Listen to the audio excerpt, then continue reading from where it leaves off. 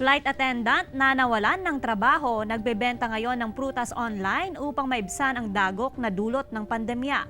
Silipin sa report ni King Guevara. Bata pa lamang si Joanna, pangarap na niya maging flight attendant. Pagkatapos niya ng tourism management sa kolehiyo, agad siyang nakapagtrabaho sa airline company. Dahil sa pandemya, nawalan ng trabaho si Joanna. 4 na buwan pa lamang siya bilang flight attendant. Pero agad siyang sinubok ng mapait na kapalaran. Sobrang unexpected po yun dahil nga day off ko noon and I have to go here, pauwi. Hindi ko in-expect na hindi na pala ako makakabalik. Hindi na ako makakalipad ulit sa Manila. Nanatiling matatag si Joanna sa kabila ng pagsubok.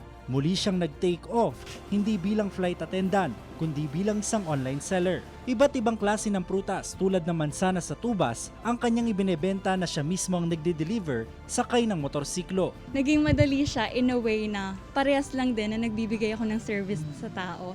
Nakakatulong ako sa kanila, nakikilala ko sila, nabibigay ko yung mga needs nila. So parang yung adjustment ko, hindi naman ganon kahirap. Suportado siya ng kanyang pamilya na katuwang niya sa pagbebenta. Marami pang paraan naman na babangon siya. Andito lang kami, sabi po namin sa kanya.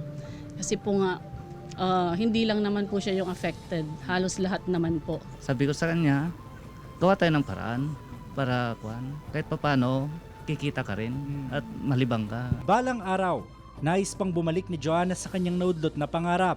Pero dahil isa rin siyang licensed teacher, gusto rin niyang maging isang kasangkapan upang matupad din ng iba ang kanilang mga pangarap sa buhay. For me, this pandemic should be our motivation to do something meaningful with our family, to be fit and healthy, and also to be the help that our community needs. Kasama si Jing Dakanay, King Guevara, Balitang Amyanan.